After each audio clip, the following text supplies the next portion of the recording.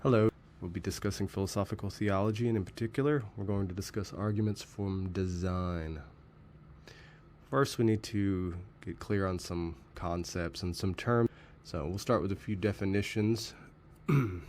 These are not particular to God or any conception of God, but particular to beliefs that one might hold about a deity. So, as a theist, if and only if S believes that God exists, that's the running definition we'll use. And an atheist, if and only if they do not believe that God exists. And agnostic, if and only if they suspend judgment about whether God exists or not. So put another way, theists believe that there's more evidence in favor of God's existence than against. And atheists believe that there's more evidence against God existing, and while agnostics believe there's enough evidence, or there isn't enough evidence to decide one way or the other. All right, we're going to focus on a specific notion of God in this class. We'll be discussing the Judeo-Christian conception and associated perfections. Let's unpack that. So, this is just one conception of God, namely the one common to Judaism, Christianity, and Islam. It's largely to simplify our discussion, since many of the issues that arise while discussing this conception of God. So if we have more time to discuss in this course, we generalize our discussion to other conceptions of God. But again, for simplicity, we're going to focus here on the Judeo-Christian variety. Now, a standard definition of God in the Western tradition is as follows.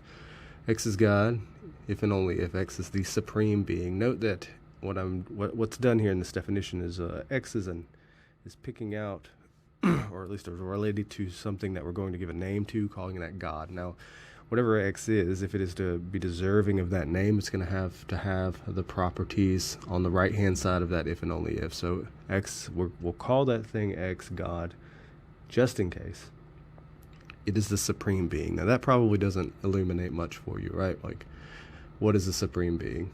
Great question. All right, X is a supreme being if and only if it has all the perfections. Okay, still not that helpful. What are perfections? All right, the definition of perfection that we'll work with here. F is a perfection if and only if F is the highest degree of a property that comes in degrees, and it's intrinsically good to have. Again, probably deserves unpacking. Let's get to it.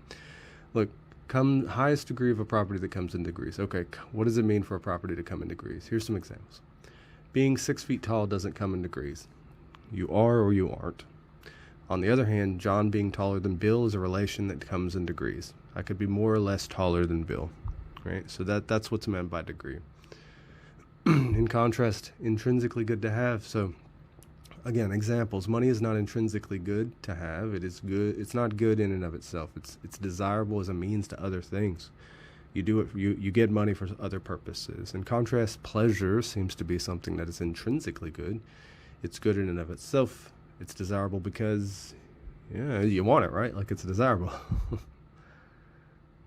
Now, with that running understanding of degrees and intrinsic goodness in mind, a putative list of perfections typically associated with this conception of God is the following: omnipotence, omniscience, omnibenevolence, and necessary existence. Again, we need to unpack this.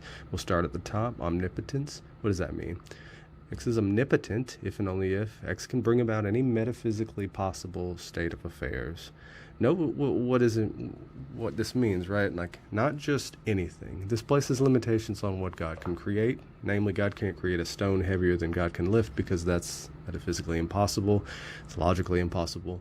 Doesn't make any sense. God can do anything that is possible in this metaphysical sense, okay? So at least that'll get us around some of the typical paradoxes that people throw up against definitions of God. So we're not going to worry about those sorts of issues. Omnipotence does come in degrees, it seems. You can be stronger or less. And it's the highest. Potence, that is to say, potence comes in degrees, and omnipotence is the highest of the degrees. Is it intrinsically good? I don't know. I'll let you think about that. Omniscience is the next one on the list. What does this mean? X is omniscient if and only if X knows everything that is true. Note, again, this is not to say that God is like all-knowing. Sometimes people characterize God's knowledge in that way, but that doesn't really jive with how we understand knowledge. You can't really know that 2 plus 2 equals 5 because it's false, right? Knowledge is what we say is, or call factive. Like when you know something, it's true, right? So God can know everything that's true. God can't know things that are false. He can know that things are false, but not false things. All right. Omniscience comes in degrees. Again, it's the highest. Niscience, or science, it comes in degrees, that is, and omniscience is the highest. Is it intrinsically good? I mean, yeah, I think, yeah. Knowledge, yeah. You like it? I'm a philosopher. I have to say yes. What do you think? Let's look at omnibenevolence. X is omnibenevolent if and only if X always prefers the better to the worse. Here's some examples. God always prefers, in this characterization, the just to the unjust, morality to immorality, right? This is roughly speaking what's meant by the better to the worse. God always has a preference for what's best. Omnibenevolence or benevolence comes in degrees, right? You can be more or less benevolent, and in this case, omnibenevolence is the highest. Now, it seems to be almost definitional that it's intrinsically good, right? Preferring what is the best seems intrinsically good. Necessary existence. X is necessary existent if and only if necessarily for at any time t, X exists at t, right? So any time, always existing, always going to, always will, always has. You and I exist contingently in contrast. There are times at which we do not exist. So existence itself is, comes in degrees, you might say. On one extreme, things that exist always. On the other extreme, things that sometimes exist and sometimes don't. It's one way of characterizing it. Existence also seems intrinsically good. I mean, I think it is. Why do you exist? Because you exist, right? Why do you want to exist? Because you want to exist, right? Seems similar to pleasure in that respect. But I'm interested to hear what you have to say on the discussion boards about this. And again, arguably it does come in degrees, but maybe in a slightly different way than just pure existence as a contingency versus necessity, right? We might also think that existence comes in degrees into the sort of dependence that one existence thing has on another. So, for example, a baseball game is dependent for its existence on players, and the players, in that sense, have a higher degree of existence than the baseball game. If you didn't have the game, if you didn't have the players, you wouldn't have the game, but you might have the players without the game. Here's some other properties attributed to God that are not considered to be perfections. So importantly, these are not considered to be perfections. They're not considered to be necessarily properties or attributes, we'll call them, that come in degrees, and they are not necessarily considered to be intrinsically good.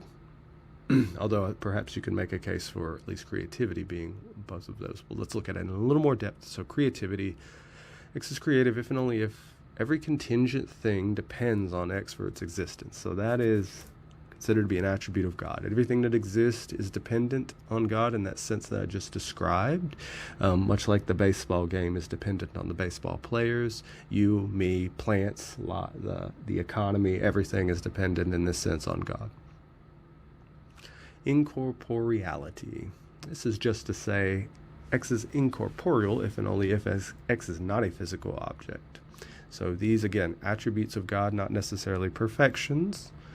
All right, with that running conception in mind, we're going to look at our first in a litany of arguments in favor of the existence of God. This is the argument from design. We'll give a little preliminary to get us started, and then we'll get into the actual argument, but I think it needs a little background, or some motivation. So in general, arguments for the existence of God come in a variety of flavors.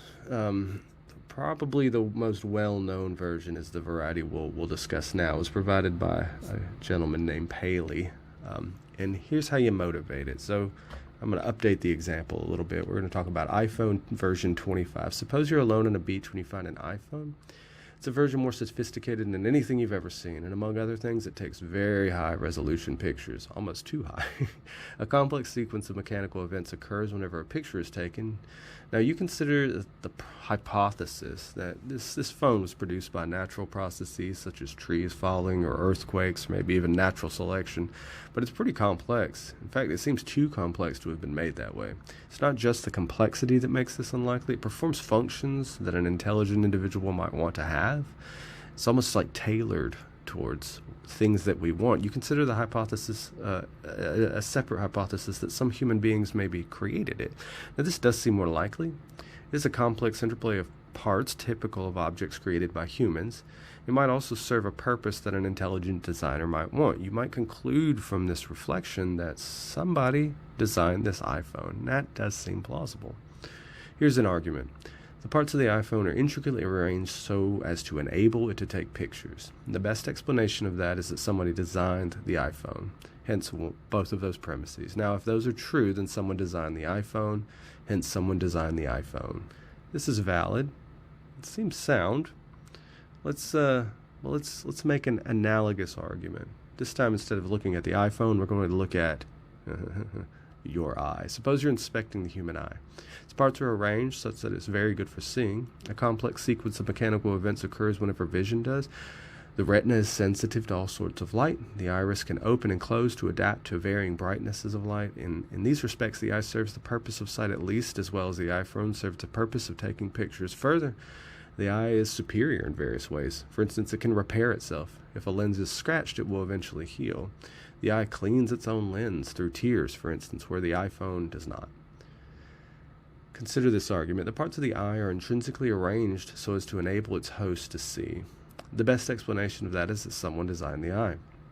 Hence 1 and 2, and if those are true, then someone designed the eye, hence someone designed the eye.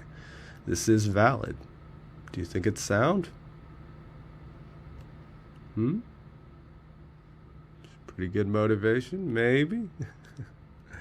Look, there are two possible hypotheses that could explain one. We'll be a little clearer about what those are here. So we could think of the designer hypothesis, someone designed and made the eye. Or we could think mindless natural causes hypothesis. The eye came into existence through natural causes like heat from the sun or movement of trees, etc. But the eye is far too complex and intricate to have been created by natural causes, it seems.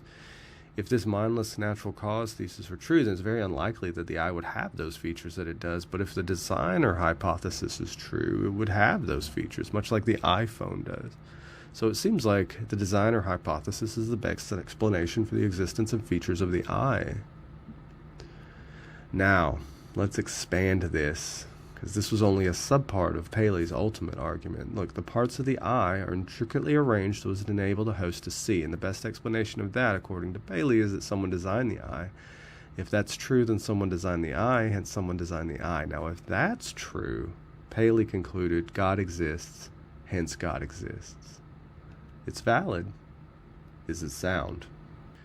Let's consider an objection to line 2. One can maintain that the best explanation of one is not that someone designed the eye, but that multiple entities designed the eye. And that might be a better explanation. Compare the iPhone's development typically involves many designers and many manufacturers. Each of these is far from being God. So perhaps the best explanation of the iPhone is not that someone designed it, but that a group of people did. And analogously, perhaps the best explanation of the existence of the eye is that a group of designers exist, and that these designers, who would have to be much more powerful and intelligent than human beings, need not be omnipotent and omniscient, but that is sufficient to explain the construction of the human eye. Let's consider an objection in addition to line 6. One could admit that someone designed the eye, but deny that God exists. Assume that someone designed the human eye. There's very little reason to think that the designer and maker must be God. Perhaps the designer could be a less powerful godlike creature. Suppose that there is a powerful being who is not omnipotent and who is not omniscient, but who is powerful and quite knowledgeable. We could call this designer Oculus, the great Oculus who designs human eyes. Such a being could have designed the eye. In fact, the imperfections of the eye are at least some indication that the designer of the eye is not God. I mean, the eye is not perfect. It has some mistakes. Perhaps that's a reason to think that Oculus did it, not God.